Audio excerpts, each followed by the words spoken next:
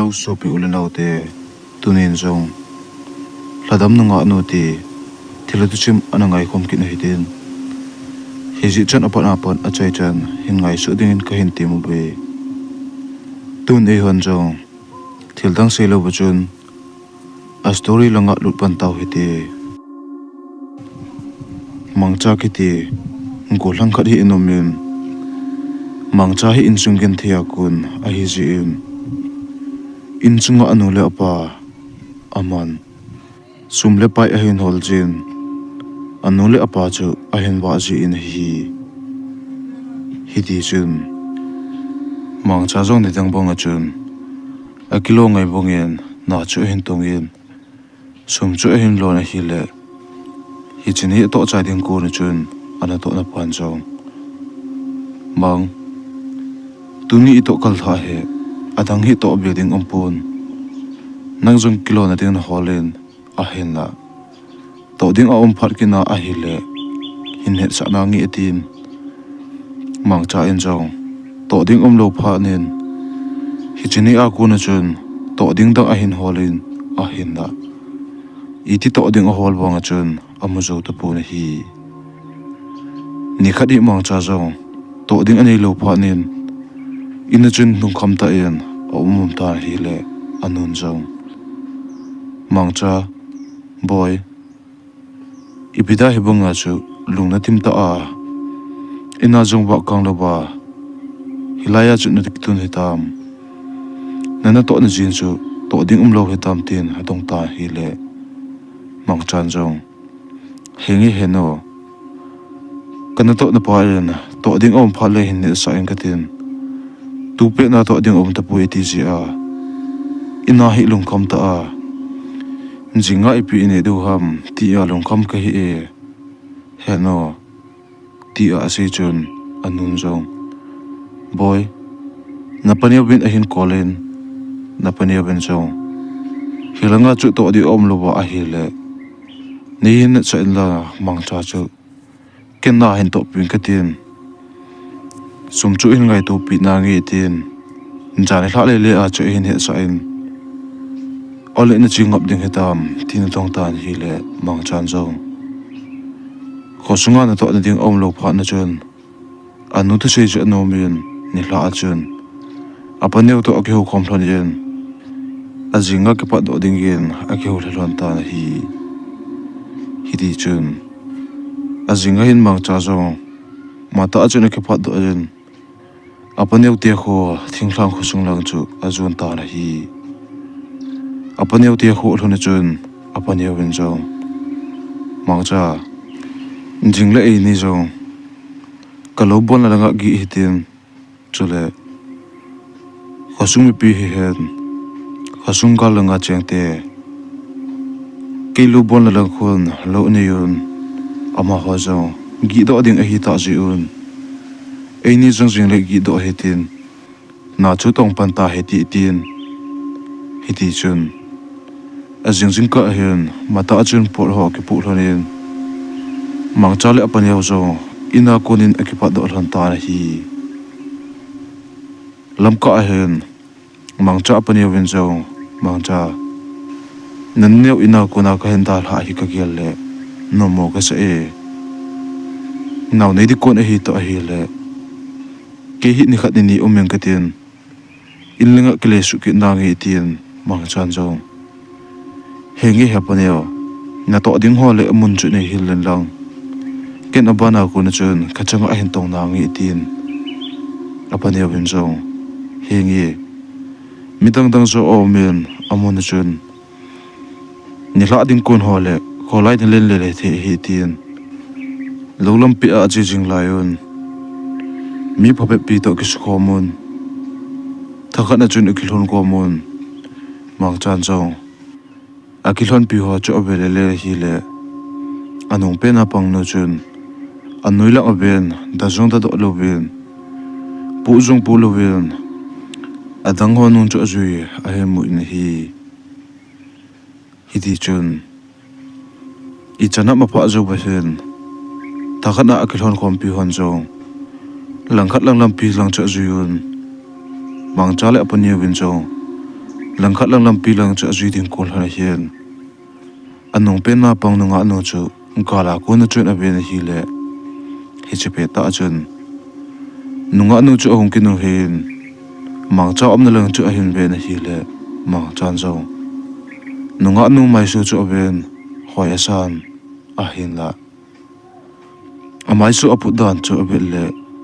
ki pa na mel chu apu pon aloi dang ho to te ding gen azat chu min hi di chun mang cha zong aza cha thim je in akinung lei loi chalen apaniu nun chu ale zui pai ta hi lomut hun thonen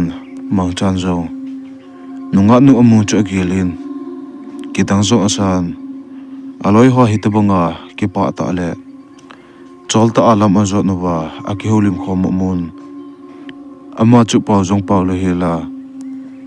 aloi dang ho to zo ki holim lo hela ki pa na mai su zong pulo hela anungo azui chu agel le kitang asa ji chun chomkhot pi chu gel de den a hen la lungnan rakhat them them ani hin ti tien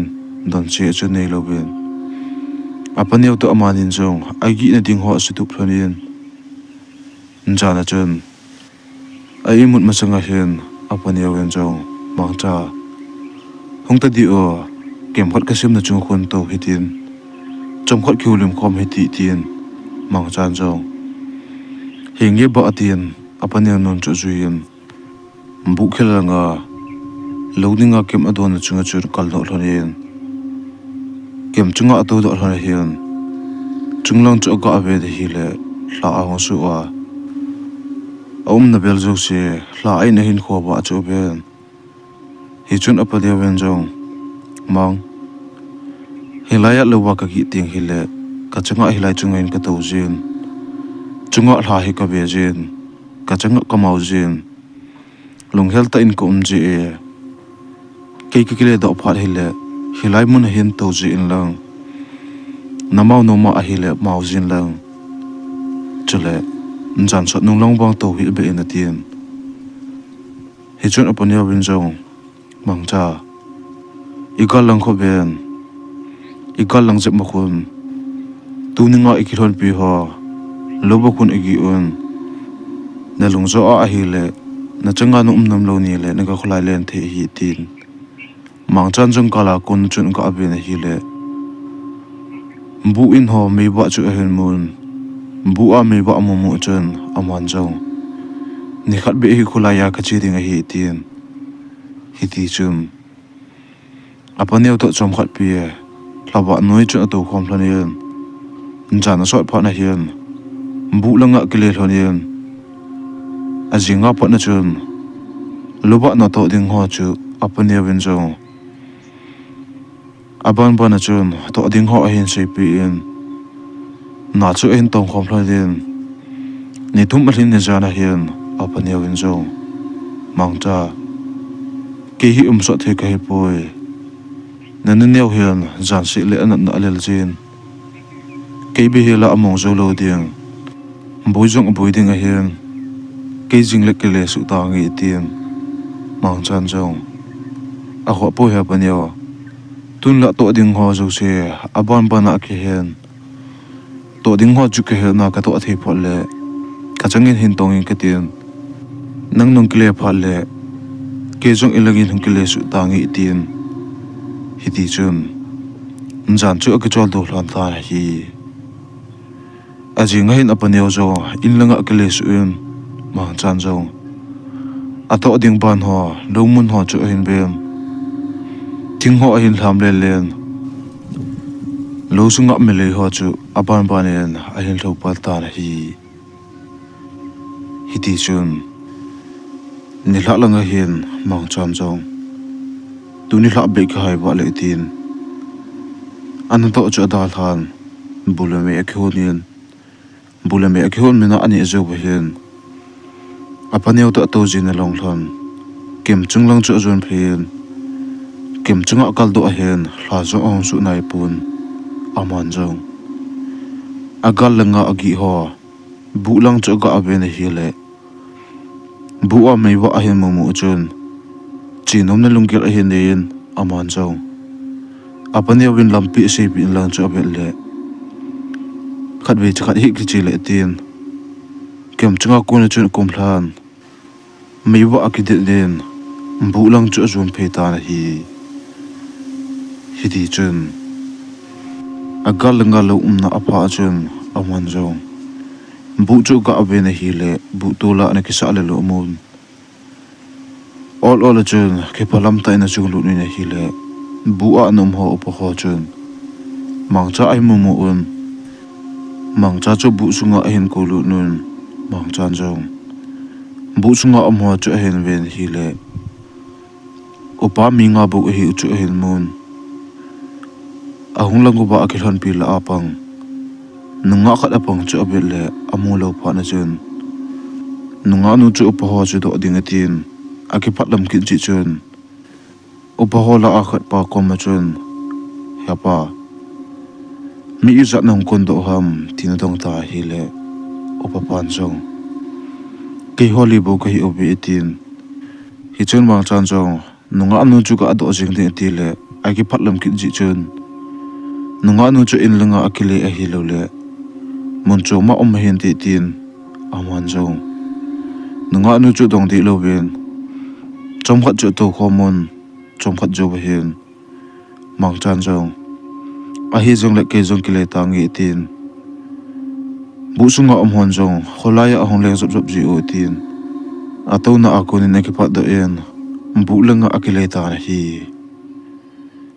lampi a chi jing lai hian mang chan jong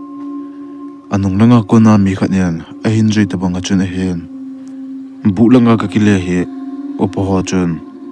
ka chenga ka chi he no mo sa ji oba kan nung hi a hin jui dem tin anung langa chun kinung hei to thon anung lang chu ka ave na hi le anung langa lampi langa chun koima anung pun hi chun mang chan jong ima chu gel tu pi lovin akile hei kitnen bu lang chu azon phe na hi le bu lang azot phe jing la hin jong anunga ko na mi khanen a hin jui ta banga chun a hen akinung heya koima amulo ji chun ima chu gel tu pi in nei lovin bu lang chu a hin jon thim be in anung langa a hin jui ta banga a he chun bu lung gi chan chu a hin jui yan bu lu thla chu bin ahong na lampi langa akile ta banga chun a hen aman chung bet ding ati le ima amu lo ji ji chun vele ta lo bin bu sungan ekizam plan jan chu nom te en akichol do ta hi ti chun ajing hin mang chan zo ana to ngai bunga chun na hen tong ki nen ni la ai phat he zo bin mata chun bulame ki honin ani zo bin apaneu to ji na lang kem chung lang chu zon phei ki nen kem chunga chu kal do en bu lang chu ga aben abit tu ki tu chen mangcha in jo bu lang chu ga atu sa ni na hi le atu sa jo chom kha jo ben bu lang ga ko na chun tu sa gen a hin chi ki ni na hi chun mangchan jong chung lang chu ga aben na hi le la ahong su do chu mon aman jong lawa chu ben lunghel ta chun o chunga chol la ahong su te gen thei ke dian lunghel nan ei bo min len pi ding vai mo en changa hin khu ka mangi tin jaila awa yen kem chunga chun amau mau ta hi ti chun mang cha jong hi ti a laba noya amau jing lai hian ato namun la achun hui hli ne me hu le bu de du em aum na bel chung la chu ahong nung le len mang chan jong num asa wal ji en chunga hla chu ben imut ding chung gel phalo ben ato to ta hi ti chun jan so langa hin aman jong bu lang a chun phein bu lang a zot phei jing lai hen mi khanin a jui le le ji ta ne hen aman jong akinung hei le le a ave le le jong le koi ma mu lo ji chun mang chan jong gel to pilo ben han jan chu ai mu chan ji ta ne hi ni thum ni hlin ni jana hen mang cha jong ngay bông ở chân kiếm lăng ở chân phải kiện đến kiếm chung ở chân cào đậu kiện đến chung ở hạ ông sữa tiếng anh yên là ông sữa đậu dầu viên chạy lá oi dừng bông yên chung ở hạ ông sữa tiếng gen thấy cái điện lùng hel nan cái điểm diện liền bị tiếng vay mò yên lùng hel nát ấy bom gì tiền chạy lá cho oi này hi lệ aman châu chạy lá oi à tu chân nông mà san phát chi lắm em ăn bồn chăn sọt nông lăng hiểm na vel chung la chu hui li hong nông le len trong khot chu hiền na nông lăng ko na chun mi khat ola aba le legin tabang chu hin jan hi chun aman jong anui lang sang chu ka aven hi le agalanga lampi akona nunga khat na hong pe chu amun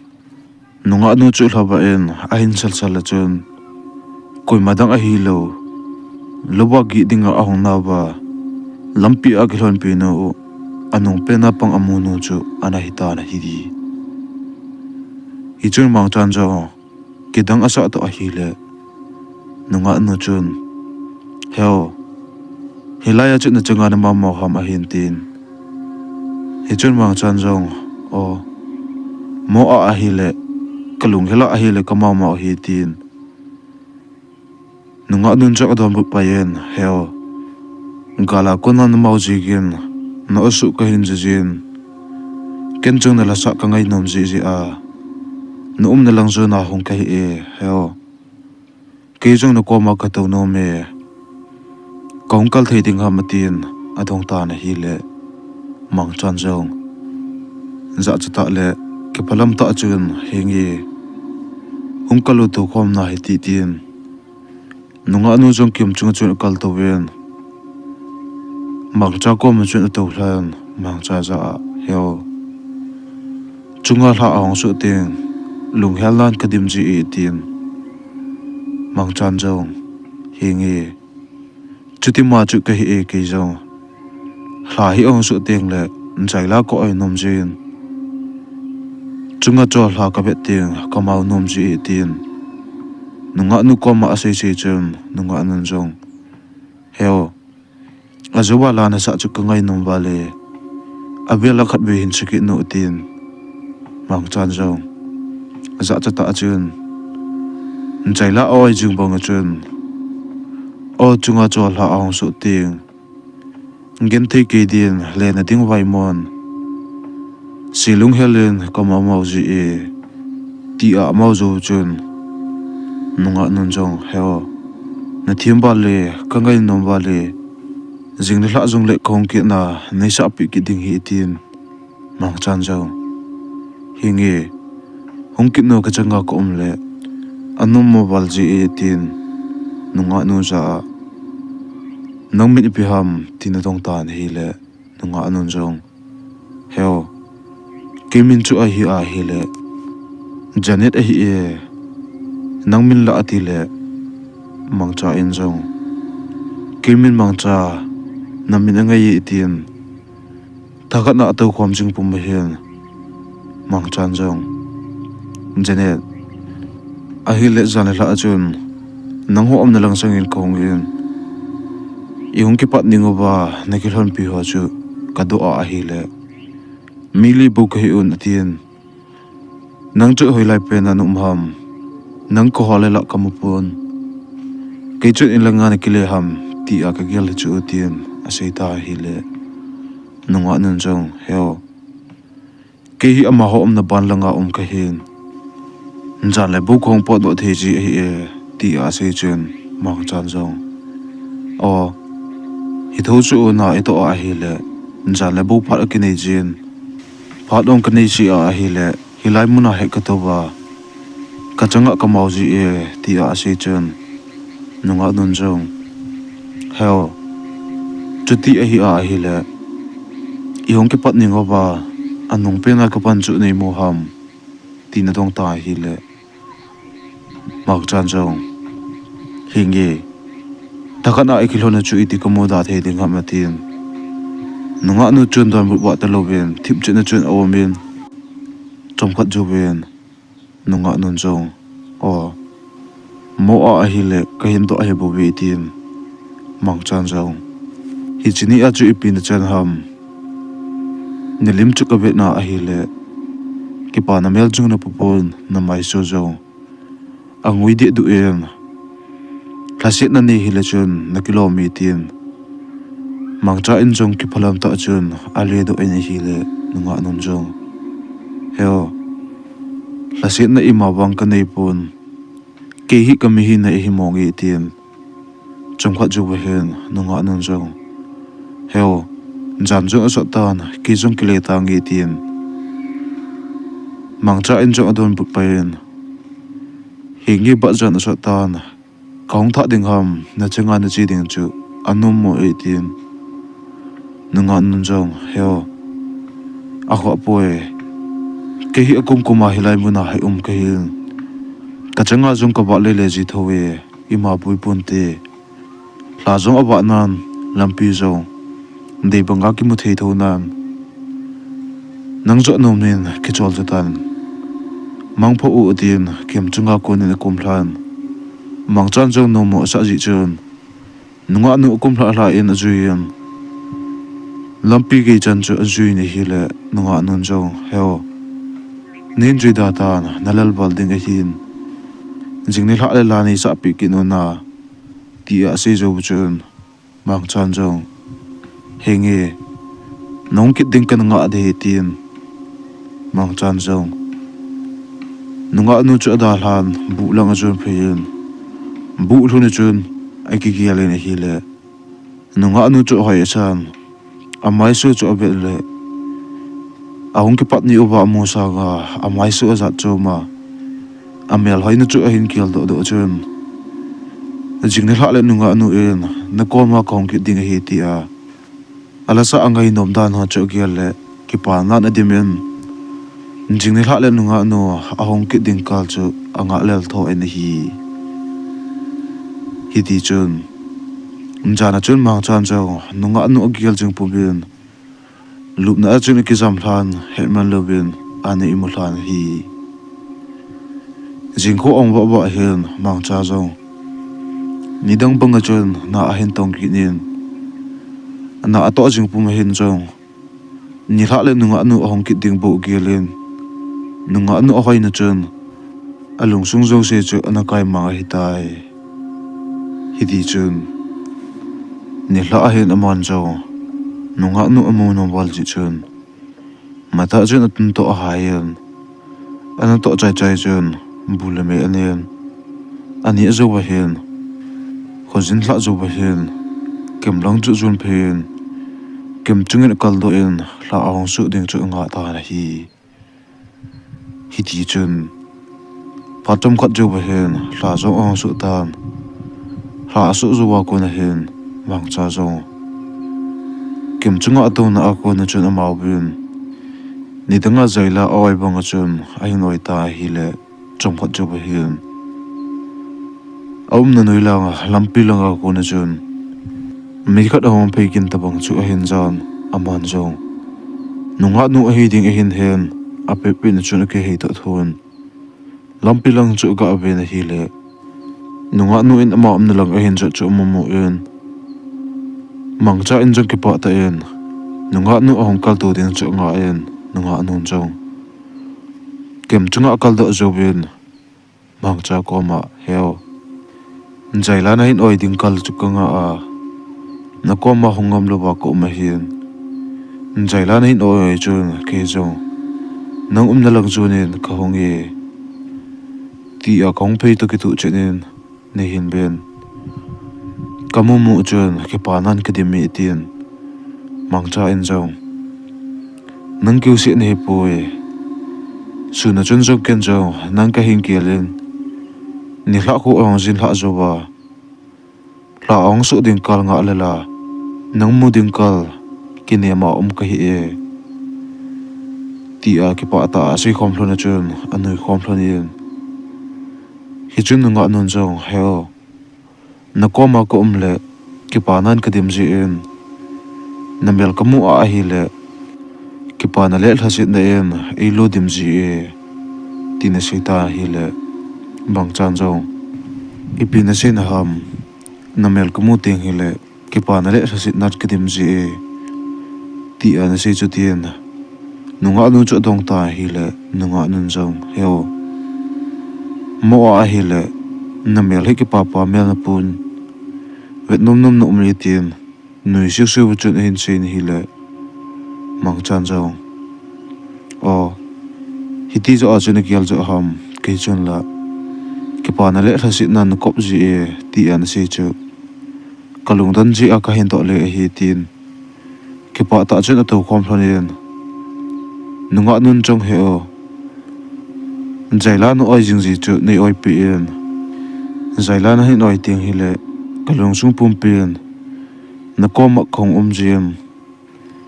zaila no oi chen kalung sung pum pi in hlim ji e ti a se chen mang chan jong tuni chu i ka ti ham ka bet na lam zu sin na me la kilang jin ka to them jong le kalung ki la ka gyal jin jana hun hi ding kalbo ka nga lel jingi ti hi le nunga nun jong heo ahi a hi le ki ngai pi kilung se pin nei kha lo ham tin dong tan he chen mang cha en jong hengi kane wa pa nen nunga kiti in ka ki sa boy pon kanule ka pa ka hin kho kha a ni se ani le cha lo a hin kho chu mang ma mai ka hi e nang la lung sin nei kha em tin dong ta hi le nunga an jong mang cha chu don bu ba thelo ben chom kha chu kun de nin chom kha jo ben hinge ken jung lung set kan nei kha pon tun wang mi khat kamu a ko nen ki pa nan ka dime ti a se chen mang chan jong o ama chu ko he de mo het nom jong o mi tin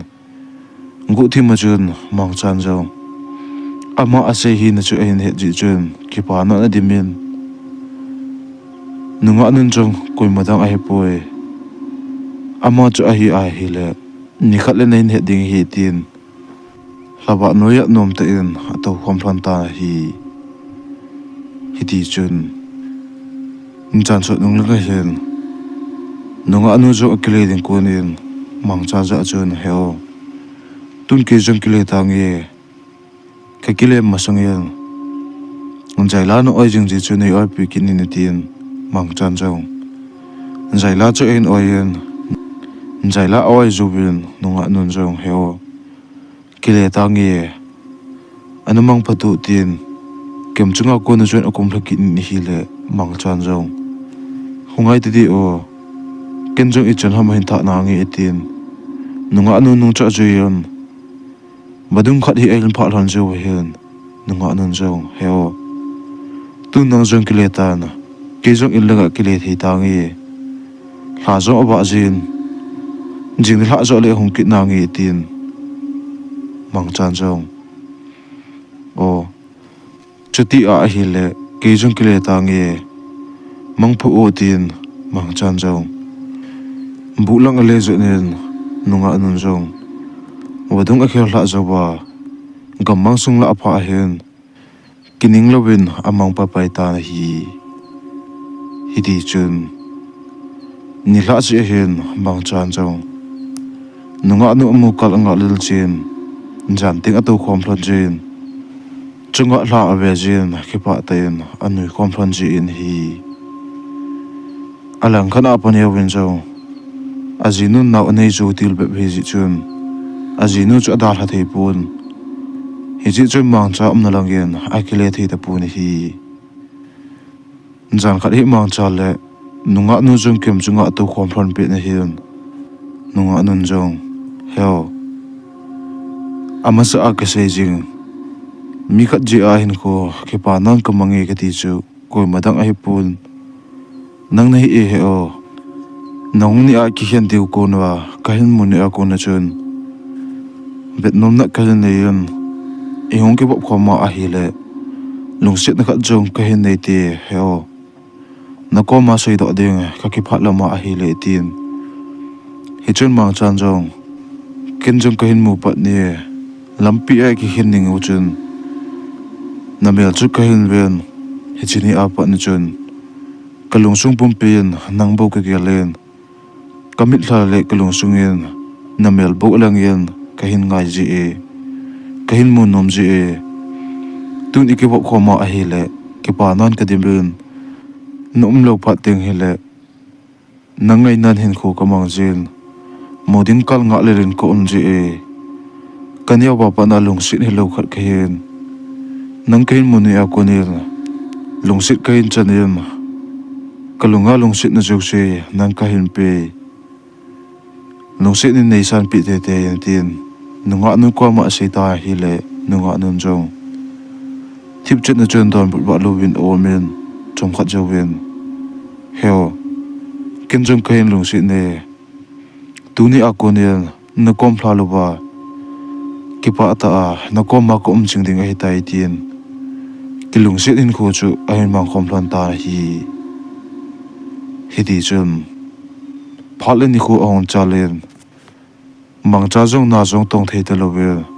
nunga nu ngai na le nunga nu mo nom na dim jin sun teng jong le nunga nu gel na le ngai na en na jong tong lo bin suni hlum hlum ben phat chi a hin nga tho ji ta na hi di chun ni khat hi mang cha jong na to ding tien na a hin to gul pe lai ta hen ana to lung jong om pun nunga nu mu nom nan bo hin khu mang tha hi le aman jong hiti a nunga nu ngai wal pha na hin ana to ding chu dal han nunga nu tho om na lang chen lampi lang azun phein aga langa bu a om ho lang chu azun phe ta hi bu a pha pha chun bu sung chu ben hi le upa mi li nom chu mun aman jong upa ho mu mu chun upa hon jong mangcha tuni chu ipingai cha na ne ya sun chang noi ta a hilang hin na hin cha ham tina dong ta ben hi le mang chan jong upa ho za chun hepu hilai hel jama nunga jinir kiti ama na lang chu hoilang sangham tin dong ta hi le upa ho chun ton wa thelo ben ama ho chu ke be tu chom khat jo ben upa hon jong koi janet na ti ham hilang khila jong nunga ke ti jong om pon janet ke ti jong o poi tin sei pi ta ben hi le mang chan jong janet ha le le jong ka ki mo tu hlan yin chule hilang mun ing zot ning oba lampi a in kilon khom ning oba anung pe na pang nu chula a hen tin hi chun upa hon jong mang cha chu le don bu pa yun ikilon khom niu bin ke holi bo ke un midang koi ma om pun nunga jong ko him pui po bin jane ke ti jong ko him pui po be ti a se pe lai ta un ala oba upa kha chen a he poi thilum dan hi di the ka sa poi kumni masanga hilanga an ji ikosungo ba janet nunga kiti mel hoita nu aniki hol mo chu ama chu ahingap dem ole midang kha to hi hi dem tin ki hulim la on hi le ama hon jong na kombel la oba lowball mi em tin a khole le on hi le na bel sung la a jong koi ma lo hi chu hin he un hi chepel ta chun ala oba opa kha chun koi madang hi ponte kumni masanga ki hol janet chu hi te ding hi mangcha janet chu ni pe bana ki ayam tin dong ta ven hi le mangchan jong nunga nu amuni pa na ko na abon e khel kha lo le abom se na ki sim dan chu ain sei pi in hi le opa pan jong janet chu hi e tu asia ko na chun ka hingel do en janet aman ni chun avom ting se in eklesemen ama aman ni chawa ko nen tu chunin kolman athilong zo among khapun a hol hon jong anung thu ima thu a khol do po ve ipepen ji ham kuiman tu chani he do nai pon mangcha chingthe yin tin mangchan jong hi chi thu za za achon om na akuna chun kinong tolin a king lap jengin hiti a ma ho jong om jing lai ta on kining lo ba hen bu chu ha oin hong ki hot nen bu hiti a hong ki ho chu ma hon jong a he nun a ki chat no to a hi le a pe pe nen bu sunga ko nin chom do un a chop do jo bun bu chung chu a be un hi le a chop do to ki tu chenin bu a ki ho jong a padil ta na hi chen up hon jong a thu hi a ban se be ta tau ti mangcha nang jong ki le ta na a hin la ching thi ja mu tin up ho jong a ki cha ji un am ban ju se be ta lo bin mangcha jong lung na ta a chun bu a ku na chun ama bu langin a ki le ta na hi ti chun mangcha jong bu lu na hin a ki gi le na hi le alung sit no angai pen no akoma oma a hi le a hlomon pen no miyam ta hi lo a hin he na chun apum chinga ki chat na na dimin a hin la alen khom lai ni le amu pat ni a kona nunga nu in hin khoto dan ho chu gyal le ki pa na na dimin a ki chat na le ti zat na ho chu a hin pai hlan ama le ama a ki ho ven kalung sit pen no he miyam ta hi jong le ken kamu thea ka koma ki pa ta a om po ba hi le ke dinga acham kim set ne ama bein ke mong zo pungi tim ama le ama ke don bu jin abang le angol bang chu nu jin nunga nu amu ding bu chu agial in hi alang khana ama zo njan ong hi a hin a ki chat na le ti zat na chu se plan upo hon jong mangcha chingthei je min ati jong gel phalo ben bu a ko na chen kem mun lang chu zon phein kem sang chung chen akal da en nunga nu to akimu to na ding phat hla ong su do zo nunga nu ong ji phat na hin jong nunga nu chu a hin nga an hi le I ti anga awangin nunga nu chu la ahong mo mo to pun mangchan jong nunga nu ong lo phat nen lungna ta in chunga hla chu ben nunga nu ong ding phat ting le njai la o ji chu o yin nunga nu ong ding chu nga en hi le njai la o ai chun I ti nga awangin nunga nu chu ong to pun hi ti chun mangchan jong nunga nu I ti nga awanga ahong lo phat nen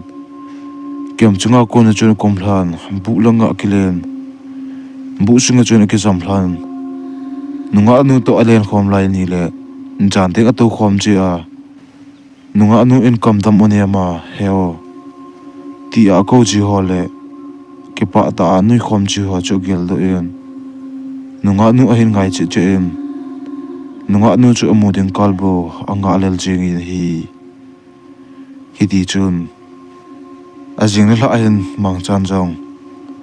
nunga nu ahong ding chu kem chungin ato pumin njai la oin anga in hi le I ti anga awangin nunga nu la ahong kit tapun nunga nu ong lo phat nen mangsa jong hlasita achun bu langa akilen bu chunga chun awom len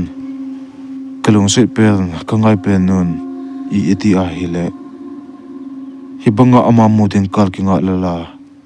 ehung bil jilo he ta de matien lungna ta achun ki gelen akigel gel lamba chun ana imul hata na hi jingkhom ba ba hel mangcha jong ni hla sia nunga nu ahong ding anga jinga ahong lo phanin opoholi chu do ding le nunga nu aman na lang anja na lang chu do ding atien aman jong bu a ko na chun opoho na lang bu lang chu chun phein bu hlun hlun na chun bu sun chu ka ave na hi le opoho anom tapun apu ho zo si zo ana thing se ta na hi opoho si se in linga akile hi phanin mangchan zo Bulanga akilekit ding ko niyan. O kilong sit pen hoya tong don theilawa. Kakom hin vil chilawa hin ko naman hitam. Changa hin ko kamang chu ta poe. Nang be hin ko man na kipa na ding him om puitin. Njaila atum ta thon. Njaila hin oi chu vel. Bulang chu hin jon phein hile. Badung hin pha ding ko hin. Na bel la chu kining lobin. Hui hlibu de du hong nungin. Mang chan zo. Nunga nu hong phat le. Hui hlibu de du a hong nun ji chu hin kial do in. Mang chan zo. Ka ko man ka he. Nang muluba hin ko ka mang zo ta poe. Na ko ma ka le ke pa nan ka dim ji e. Tun nang be yin ka changa hin ko ka mang yin.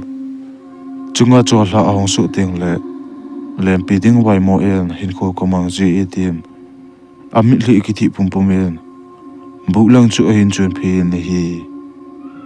Hi ti chun. Ni tum alin ni la hen mang chan zo. Angai bunga chun.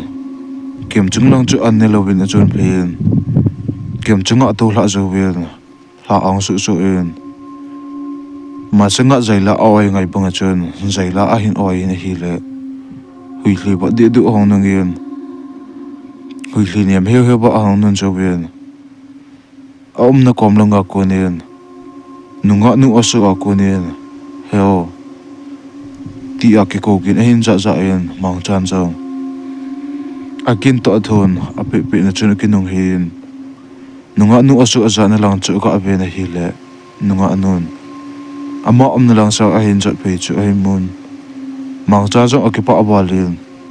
Nunga nu ahong hlun din kal cha nga en. Nunga anu zong. Kem chunga ahong kal do zo bin. Mang chan zong. Now. Hichan chu hoya ni da la ham. Nang luba kamun zo lo bang na hen. Kakipa lo ding zong na hen. Nangay na ahin ko kaman ding zong na he ti na hile. Nunga anu zong. Heo. Ken zong kahin nga ye ahin la. Hichan chu ni lungkel ka bet hin. Miyam ta ka hilo na hin het na chu. Ni thi ta ding ham ka tin. Na kom chong hin nai ngam lo le. Hin chun ngam lo ba hin ko ka mangin. Sun ting zong le nung ka hin chui jin a hin la. Nang ka ki mu sa ji po e ti na seitan hi le. Mang chan zong. Now. Kalung sit pen. Miyam ta in sim hi zong le. Ka koma ki pa ta a na mai su nui hi hu ko bet na. Ni lamun jing kal ha a. Kay dinga ki pa na awam po e. Ni da hata hi be in tien. Nunga nu aku chu tu in ataw ta hi le nunga nun zong. Heo. Tu ni ako nin. Na kom da hata po ngi tien. Chong khat jo bin nunga nun zong. Heo. Namit singo tien. Amit tu te ni chu ku na sip pi in chong khat jo bin. Namit ha to he o ti chun mang chan zo. Amit chu ka ha do in hi le. Namun jo se chu ki khial len ato namun chu. Mol chung lai ta a hi hen hen. Aning azit lang ho chu abele le hi le. Lum eng chule. Til dang ka thing zat chom ho. Awa si na wa ale le amun. Nunga anun jong. Heo. Tuni apa na ko imban. Su bui thil hon loading a hitai tin. Kipa ta chun aleng komplon ta na hi. Hiti chun. Phale ni khu on cha le na hi le. Mang cha hi to na chong kem chungin ato jing yin. Njan teng hi le. Ata sa pumpi in. Nunga nu thani nan. Asial tha jin. Sun teng hi le mi hing hi na lai ji in. Ata sa ho asial joji pu na hi. Ahin la. Alung gel jo se ala amang pi jin. Mundum ta ombang yen aki het sa ji in hi. Hiti sun. Ni khadi agala. Opa mili en ho chun. Khosung alun ka hen. Het sa lo din chu no mo sa un ama ho zo. Ako ba ko na chun. Mang cha om na te khu chun chin mang cha pan yo ko ma. tilum dan jo si chu he chai na hi le mang cha hin buina tu ding hi chu hen hen apania win jo ape pe na pu ki gu nin khosunga go lang wa si si ko khomin mei thala ki pu nun go mei sel ki choyon a jan jan a hian mang cha pui su ding yan lo lang chu azon ta bin hi di chun lo mu na lu no hian mang cha panio le khosunga go lang hwan jo mang cha chu bu sunga hin ve un hi le bu sunga chun mang cha nom ta pun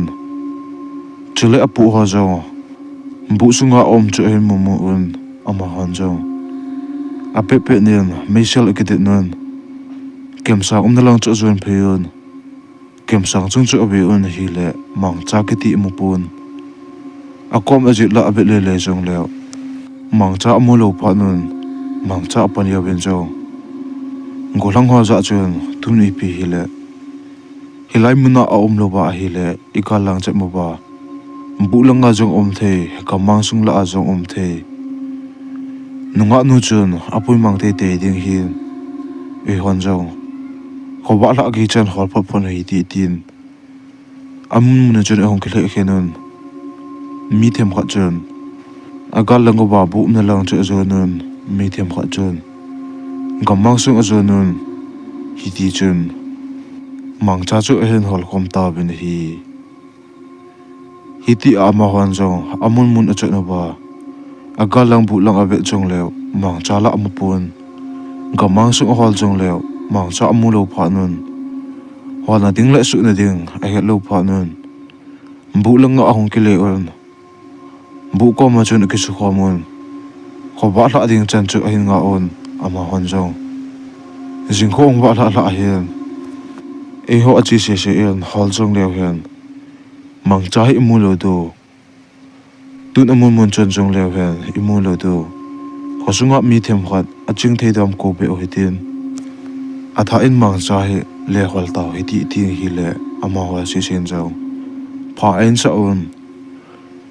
bu a ko na khosung langa akle ku lai ta on ala oba go lang khat chon kem sang lang chu ka abe na hi le akinung he ya abe to ki tu chenel kem sang chunga mang cha chak jang chak do le la atu chu mum mu en apen to thun chi khu hi lo ham mang cha tin asap to thu in hi le adang hon jo ama asap git a hin za za on kem sang lang chu abi un hi le kem sang chunga mang cha na to mum mu un ape pe na del lu nun kem chunga chu akal do un mang cha chu abi un hi le amit na sina chak jang chak lo le la atu mu pha nun ama hon jong nu me nu in elim wal hi chu in he pha nun apania win jong thil nam sa the hin pu ho chu mang cha the khomun hi le mang cha chu a hai hong niam min amit chu hin ha do in a hin la a o asu do thei pun a pau ku chu he nun a hin la a pau do thei lo ji chun apania le go lang wa si sin jong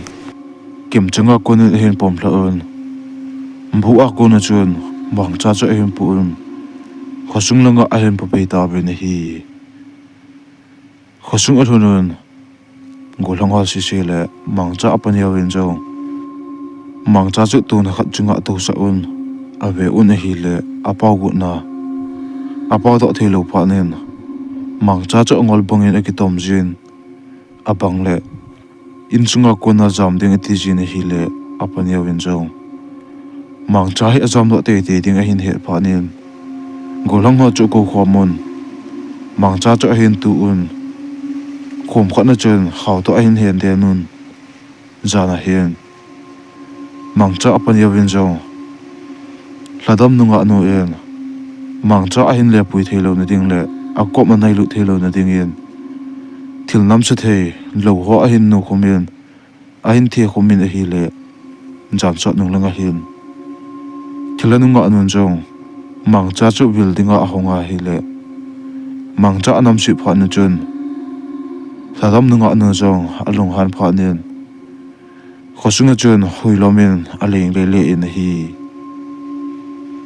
mang cha jong atha asang yin iti ki tom do ding ti wangel aki tom do theipun alang khana ama honjong ni se injen na thei thei na hin jen ji un jan teng hile ko sunga chun hui si alang ji in hi le koima apot do ngam cha om ji pun mang cha om pi ngam koima an om ji to po in hi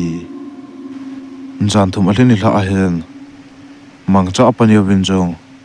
mang cha chu lo the khum di tin a hin la lo the khum dinga a koi ho le nu dinga a koi ho chu aboni na ni ke cha hen mang cha apani jong lo hol dinga khosunga awa le le pe na hin hui loma nunga anu chu ahong yun mang cha ke hel na in sunga khawa si si chu a pi in mang cha ta asa chu hui loma alen to pin apaniaw jong in ahong lu na hen mang cha ke hen na chu ben hi le aki hen na ne khilap chu amun mang cha anum lo pha nen mang cha apaniaw win jong nunga anu en ahong pui mang a hi chu hen hen a changa a tha jo lo ding le amboi pi the lo ding a hen het pha nil thilum dan jo se chu mang cha anu le pa he chen mang cha anu le pan jong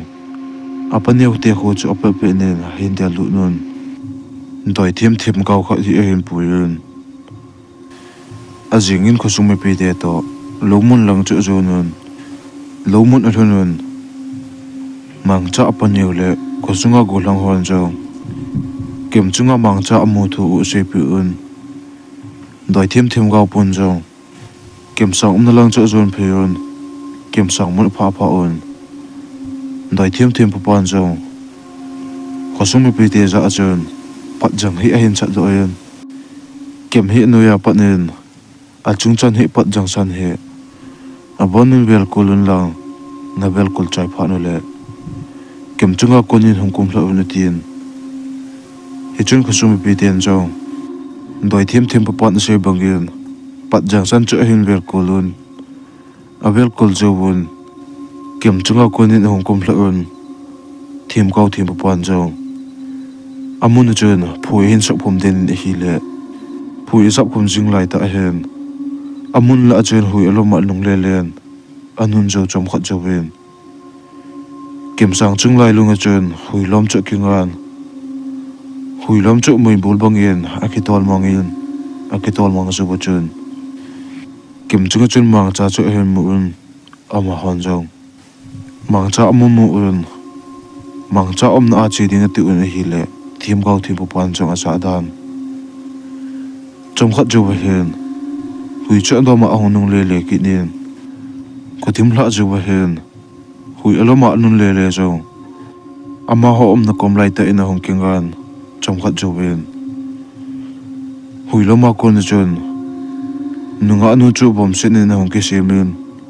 me hi mela ahong kilang yin thim gau thim pan jo hilai muna konen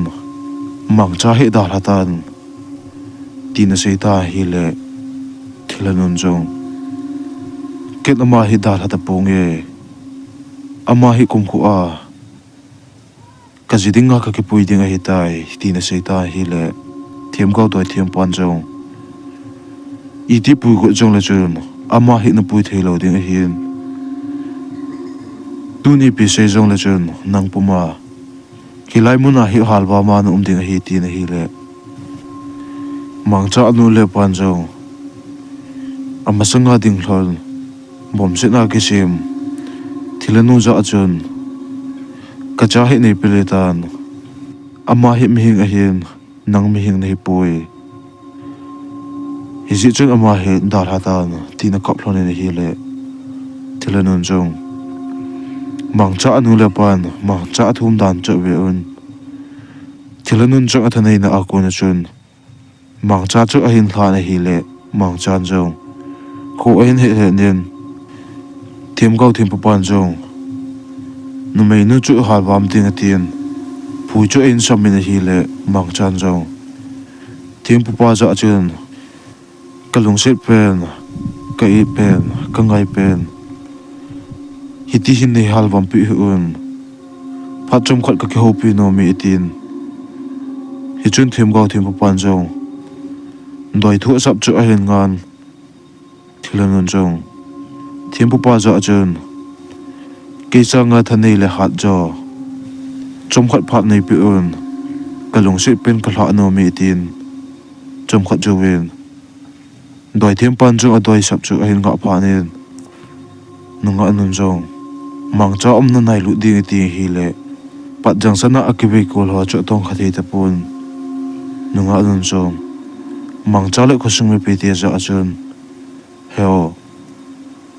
tunin ei ni ki hian ding a hian a chaina penin thla na le bai thla na kai nei no mil masanga chun ki jo hilai muna mi him ta in ka hung pe ngian mi him ta ka hung pi na chun so pi no me khat jong kanin nu le pa jong kanin la yin tun kan nu le ka pa bang om ta pun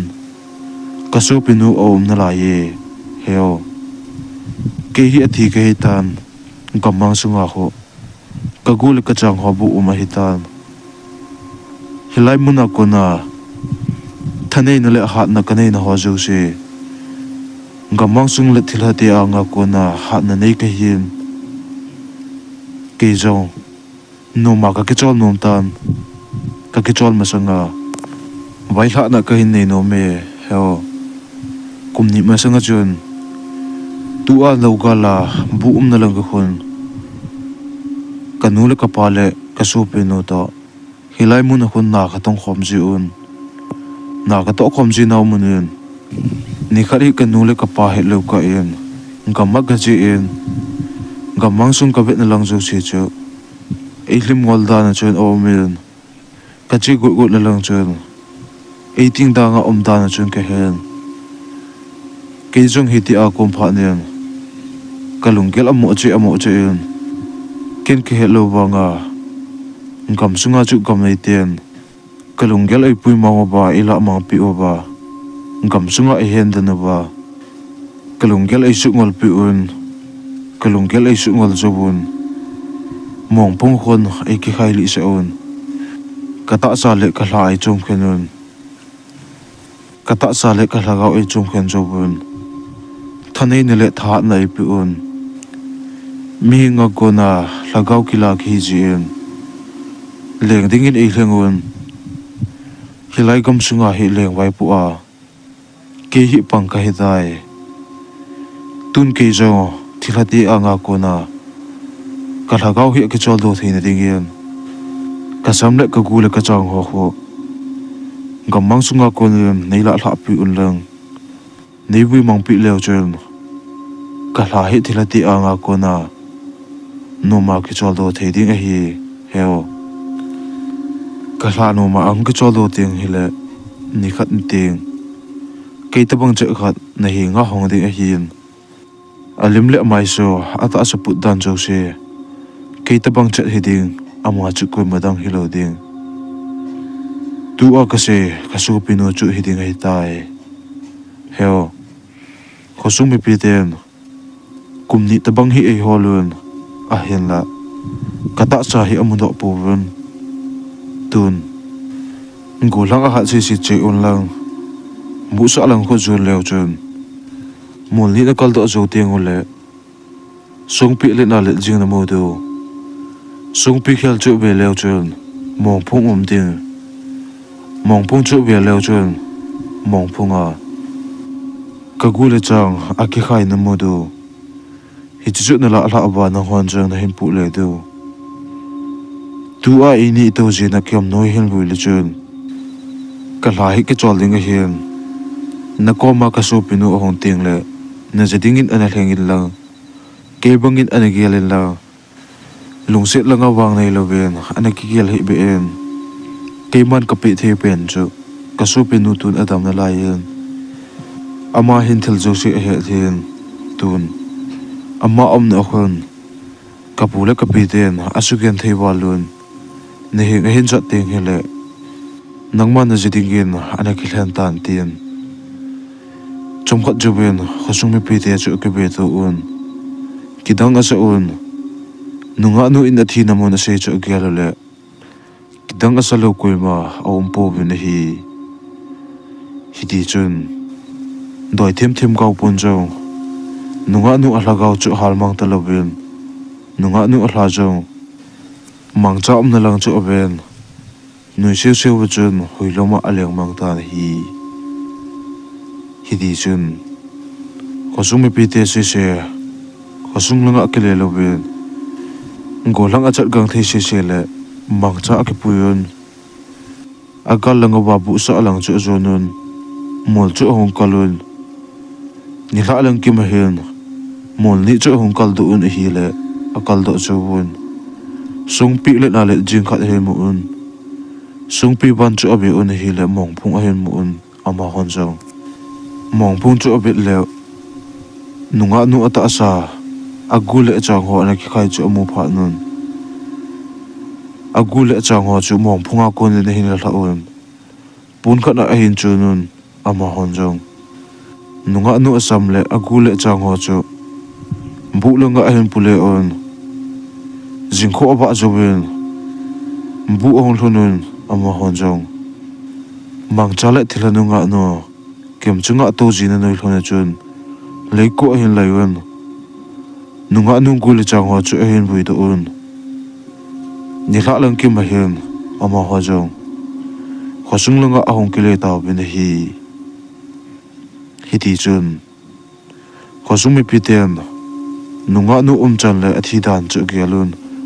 mangcha ahin ki ngai pi a athilung na jo kumni masanga ki hol amun ahin he sa a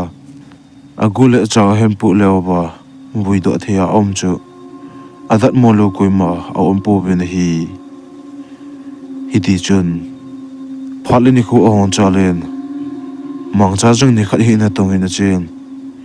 in ahong thluna hen in su ga ahlong hla in hi le in sunga nunga khat na to chu amun aman jaw nunga nu chu abe be na hi le koi madang a hi lo masanga nunga nu en asai pi jing asu pi nu chu emu mu chun alim le mai so ata sapu dan jo se akibang su ke jing in hi mangchan chung lung do te in be be na hi le nunga nun jong heo ke hi zane su pi nu ka hin kamin chu chi ching a hin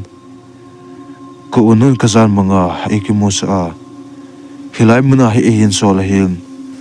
chule nang to ki cheng dinga hin so la hi tai tin mang chan jong along se pen abai hla na chu hin gel do yen